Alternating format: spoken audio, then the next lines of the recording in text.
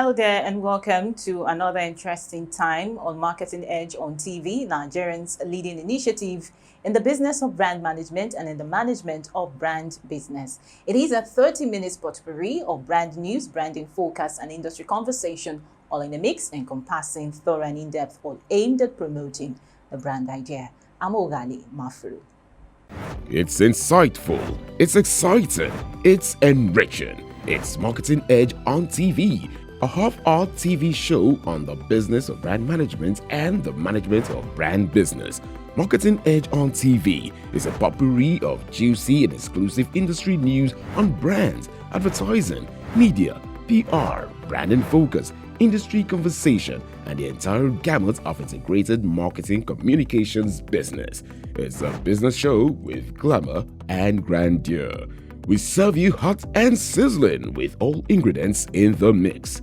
Marketing Edge on TV, promoting the brand ideal.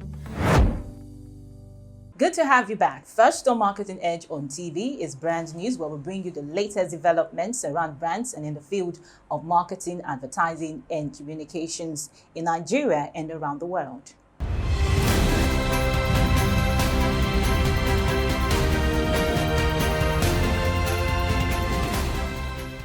Now on Brand News. The Honorable Commissioner for Information and Strategy, Lagos State, Benga Motosho, has lauded the Marketing Edge Annual Summit and Excellence Awards for its strategic planning and credibility. Speaking in an interview with Marketing Edge, he particularly commended the originator, organizers, and the entire team of Marketing Edge for organizing a colorful, timely, and professional award ceremony during the 2020 Marketing Stakeholders Summit and Awards and Advertising Excellence Awards held at the prestigious The Podium International Event Center, Ikeja, Lagos. The Honorable Commissioner suggested that for subsequent editions, the organizers should take advantage of the use of technology to ensure more inclusive editions. Feelers emanating from the Registrar Advertising Practitioners Council of Nigeria, APCON, Dr. Lekon Fadolapo, have indicated that the EPES regulatory body of advertising has put modalities in place to change its name in furtherance of the advertising industry reform. Dropping the hint in an interview with Marketing Edge, Dr. Fadolapo noted that the legal framework for the change of name of the regulatory agency has reached an advanced stage at the National Assembly. He further explained that the move was necessary to give the regulatory body the force of the law to holistically carry out the statutory regulatory duties. The APCON registrar also spoke about the corporate license regime put in place as part of the industry reform aimed at improving value delivery and protecting the interests of all stakeholders in the advertising value chain. If you are looking at it from Advertising Practitioners Council of Nigeria, you are looking at APCON as an institute. Now, APCON is not an institute, it's a regulatory agency. And this is not new to APCON. For example, AAN used to be Association of Advertising Practitioners of Nigeria, whereas they have only corporate members. Now, to reflect our true identity and to give us the enablement that we actually need, because we give license, corporate license, to organizations that are practicing advertising for business and gain. So we propose to the National Assembly that our name should be changed from Advertising Practitioners Council of Nigeria to Advertising Regulatory Council of Nigeria. So with that, we will be able to reflect our true image and as a regulatory agency that has control over individual practice and corporate practice. The Association of Advertising Agencies of Nigeria, AAN, in partnership with globally renowned Henley Business School, HBS, has announced the dates of its second Academy Masterclass slated to hold 26 to 29 August. Speaking at the press conference, AAN President Mr. Steve Babaeko explained that the purpose of the Academy is to expand the pipeline of fresh talents for the industry and retrain current professionals. The Academy Masterclass series is part of AAN's efforts at expanding the industry's talent pools and is open to current and aspiring advertising professionals as well as communications professionals in both public and private sectors. HBS According to Babaeko, will support the masterclass with robust business curriculum to ensure that participants learn as much about the business side of their craft as they will about the creative side. OGV Africa has announced the appointment of Sumanta Ngangale as the new Chief Strategy Officer for the region. Proud to joining OGV Africa, Sumanta worked with Molin Laulinter's group, where he spent over 6 years in various leadership roles. He was instrumental in establishing several practices in performance marketing, technology, and omnichannel strategy as centers of excellence. In his new role, Sumanta will be responsible for strengthening the network strategy capabilities across his markets and client portfolio. With his appointment, OGV Africa continues its transformational journey by adding data-led solutions to its offerings. But that was brand news. Next is Brand in Focus after this break.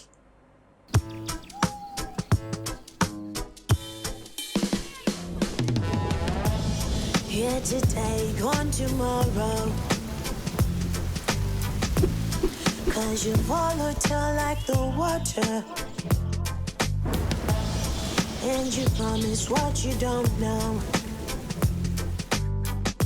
Sometimes it's right and then it's so wrong. Them go do like say them why. Will promise you the world. My brother all now worship. Up all no be open eye. I see no be water. Khaki no be letter.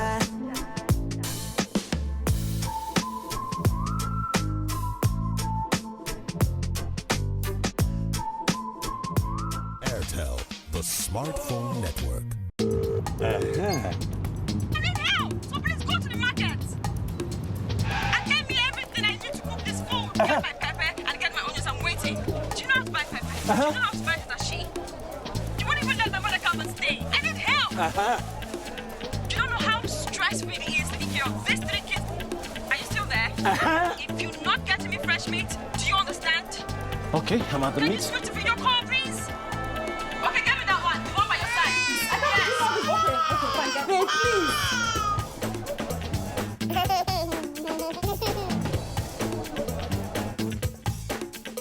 Where do I buy all these things now? Hey, go get Glow Berekete and call madam. Berekete. The heavyweight voice and data plan. Get 600 Naira free credit plus 700% bonus on every recharge and up to 100% bonus on data plans.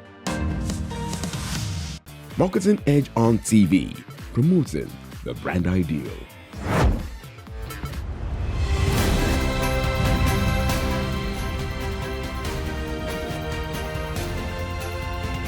Now on Brand in Focus. There's no doubt that current market conditions remain difficult for many brands, agencies, and businesses around the world. As companies across industries intensify their efforts in value creation amidst COVID-19 pandemic-induced challenges, a greater variety of mergers and acquisitions (M&A) are being undertaken to address the growing disruptions. According to the PwC 24th Annual Global CEO Survey 2021, 76% of CEOs expect global economic growth to improve in the next 12 months. The survey clearly stated that the expectations are predicated on a clearer vision of where value creation opportunities exist in current portfolios, especially on M&A strategies to accelerate growth, gain scale, and digitalize to reshape their businesses. In Nigeria's marketing communications industry, heads of sectoral groups are making a strong case for agencies to consolidate their talent, infrastructure, services, and relationships through M&A. In his seminal speech during the recent annual general meeting, Steve Babaeko, president of the Association of Advertising Agencies of Nigeria, AAAN, enunciated the need for more collaborative efforts among its members, while citing an example of the SPV team of DDP, TBWA, and YBR working together for more than 3 years on one of the big telco businesses in Nigeria. The AAAN Hemsman specifically mentioned that the chairman of the board of trustees, Steve Omojafo, has been hampering on mergers and acquisitions for years. It must be, however, stated that M&A brings all kinds of operational opportunities and challenges to the table. So the fundamental question is, how can the marketing communications industry take advantage of M&A as a way to address the current crisis occasioned by COVID-19 pandemic? How can agencies and businesses navigate M&A branding challenges and benefit from the strategic opportunities a merger or acquisition presents? The competitiveness of the market reflects a growing understanding among business leaders that creating value requires more than cutting costs, and they are willing to undertake more in strategic M&A synergies that fuel long-term growth. Well, that was Branding Focus. Next is Industry Conversation, where we have one-on-one interactions with men and women who have been at the forefront of strategic positioning of brands. Well, on Industry Conversation today, we'll be speaking with the CEO of Ladybird Limited, Mrs. Bumioke, after this break. He's not my real father. But you already know this, Lara darling. Yes. But after 25 years. She just told me who my real father is.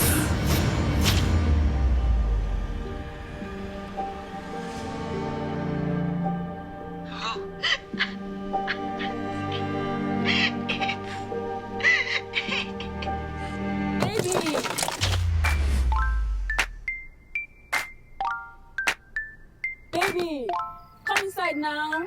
Where is it in the car? Introducing Glow YouTube plans. Feast your eyes from as low as 50 naira for 1 hour. Simply dial *777#. Marketing Edge on TV, promoting the brand ideal.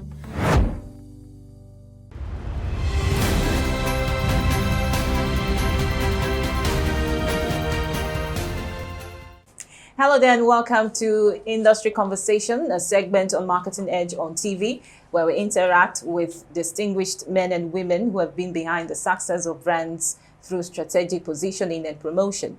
So today on Industry Conversation, we'll be speaking with the CEO of Ladybird Limited, Mrs. Bumioke. So pleased to have you with us on Industry Conversation. Thank you very much. It's a pleasure to be here. And more so, an overwhelming privilege for me to have you. Oh, thank you. Welcome. Thank you for the kind compliment. Yeah, so Mrs. Bumioke, before founding Ladybird Limited, she was the Chief Operating Officer and Executive Director of one of the leading integrated marketing communication agency in Nigeria, 141 Worldwide, now Nitro 121, an international agency which is a member of WPP Group, the largest communications group in the world. And she one time was the president of the Association of Advertising Agencies of Nigeria, AAAN. So pleased to have you again. Thank you very much. You're very much welcome. Thank you. Now, I would like you to assess the creative agency of Nigeria. Well, the creative business has evolved, as you can tell, over 3 decades. What I find interesting is that even through the 3 decades, you always have the big players, and you have the medium players, and you have the consultancies. I think what is most important is that most creative agencies have come out of needs of clients, because nowadays with digital technology, things move very fast. The requirements to get jobs out has also changed. I remember when I started my career, some people never even knew about what they call a paintbrush, and it was such a tedious task getting an artwork done. But right now, you find that even in some agencies, you have what you call pre-made artworks, like from Canva and so on and so forth. People can download concepts. People can even take their own photography with their phones, because they are almost digitally up to standard if you have a good quality phone, a smartphone for that matter.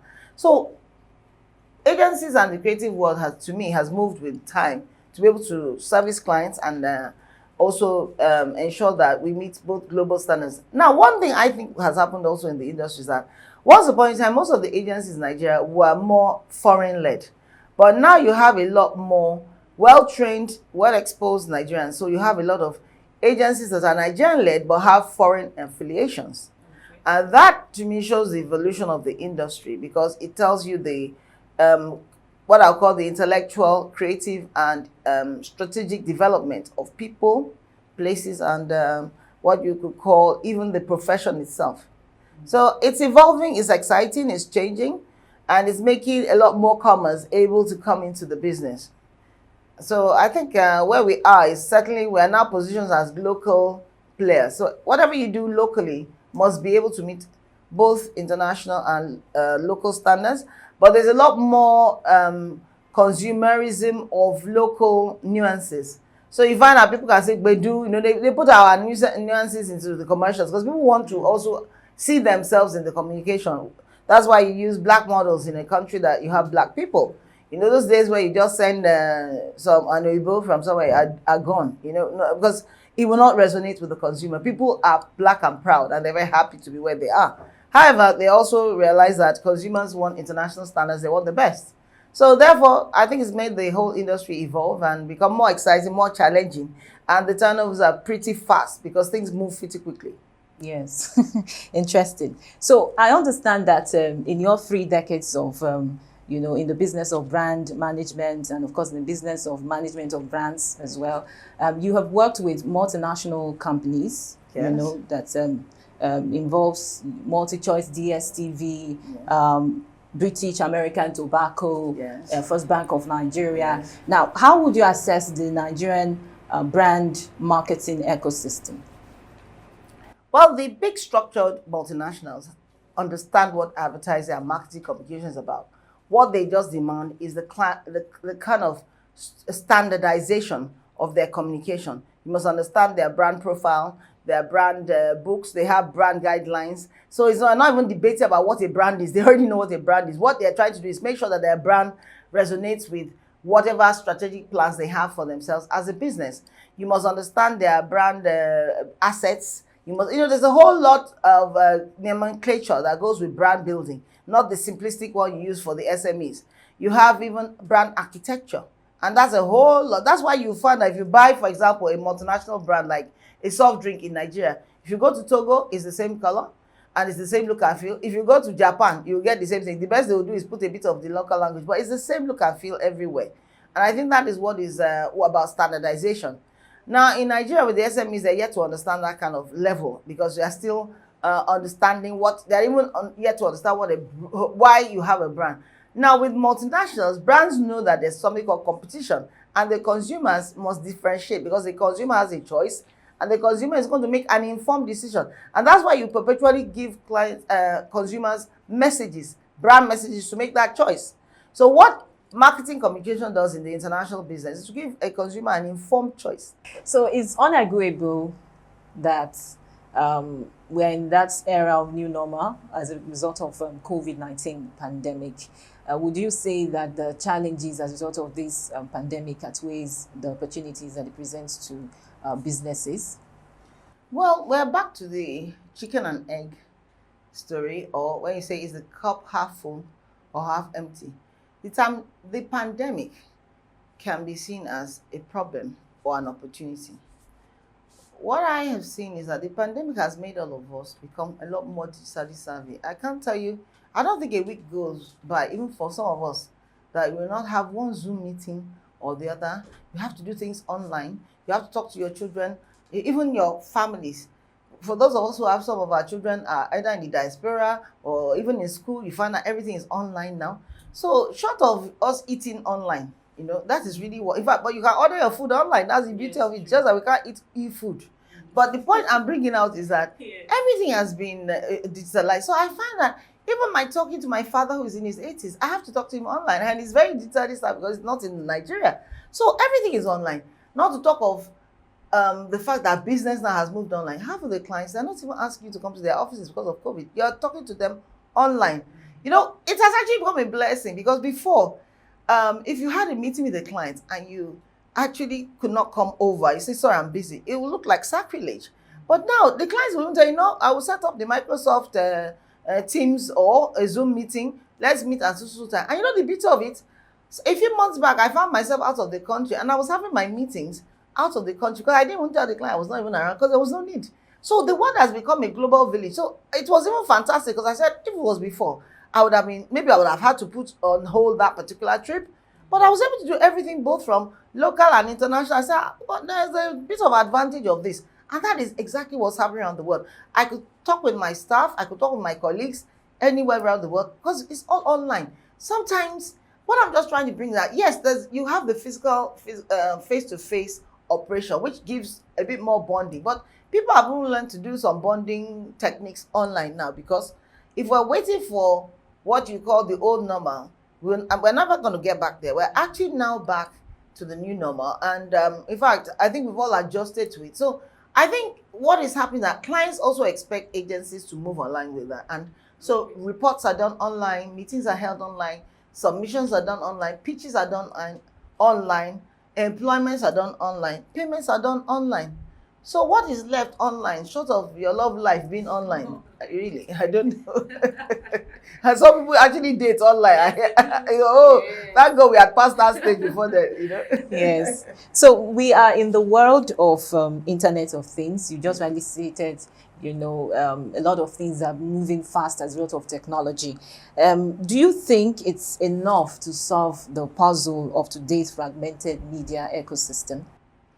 I think it will eventually get there because there's also AI. What I've seen with AI, artificial intelligence, is that if you look at what goes on even in your personal life, just about 2 days ago, I was doing some research for a client, trying to get some particular commodities produced. And all of a sudden, I start seeing those things popping up on my phone every day. If you're traveling, suddenly they'll start showing you pictures on there. That's what artificial technology is doing, artificial intelligence, because it picks up anything you do. It's amazing. And that is just even in the very minute form. Now, if you go to other countries around the world, what is Alexa? Alexa is artificial intelligence that's able to give you information about what you can do. Now, don't forget it's still man-made. But what I would like to say is that technology, just like anything, enhances man's capabilities to deliver. Because there's nothing that technology is doing that is not man-made. Never forget that. But it just tells us, it's almost like saying we could walk from here to the UK. But you might take about, is it 2.5 years to get there? People walk, you can actually get there. But you take 2.5 years. But now technology has allowed you to go there in the morning and even come back the following day if you so wish, as far as this. It's your choice. The point I'm bringing out is that technology is an enabler if it's used properly. And therefore, I think in terms of being able to solve the audience profile, measurement and what have you, I think the real challenge is that everyone wants accountability. That is what it is. Whether it's in your personal life, whether it's in a client's life, whether it's by budget. If you have a budget of 20 million, 100 million, a client needs to know that where is my money spent? How is it being spent? Am I sure I'm getting value for money? Am I sure this is actually as accurate as I want? Because at the end of the day, don't forget that if your client is not in business, you're not in business. Clients too are going through the same challenges you're going through, but on a larger scale. If a client has a multi-billion naira business, don't forget he has a multi-billion naira problem too. So for every decision he takes, he just wants more accurate information because the implication of him taking a wrong decision can have a bigger effect on the whole business than a smaller operation. It might have the same impact, but in terms of value of effect, it's totally different. So I really welcome the fact that a client who wants to have more accurate information, I think, is actually what I'll call a smart client too. And a smart client wants to work with a smart agency. And a smart agency too wants to work with smart people. Because if you don't work with smart people, you're not going to get a smart answer, you're not going to have a smart result, and your bank account will not be smart. So I think it's all about us realizing that at the end of the day, it's actually good for everybody. However, I think the only area we might ask clients to be is also to, as most big multinationals do, they actually help you as agency to deliver on what they want by also investing in your business. Many of the agencies I've worked in the past that are big, you find that clients invest in your business, and that's why it enables you to provide the solution you want. For example, if they want a turnaround to increase by 20%, they might say, tell me what you need to do to be able to give me this particular service. Because don't forget, agencies are outsourced arms of clients' businesses. So if we see ourselves as partners and we're in it together, Agencies too owe clients the fact that they should be as transparent and as open to realize that we're in it together, we grow together, and nobody wants to sink together. So the whole operation actually is intertwined. And most big clients actually, to be fair, in my own experience, they are very supportive of agencies that add value to their business and allow them to achieve their goals. Because don't forget, clients' business is a business, and they won't be in business to even support agencies if we're not also up and doing in terms of delivering the standard of business they want. But at the end of the day, it's a two-way thing. When you have a sloppy client, and that is why most multinationals try not to get sloppy staff. Because if you have a sloppy staff, it's going to affect your whole business. And so, like they say, even for spiritual, they say, iron sharpens iron. You need good things to make yourself good. So good agencies are only as good as their clients, and good people are as good as the clients they work with. So I would say some of us honed our skills with very, very good international and local clients. And that is why we have the opportunity to be where we are today.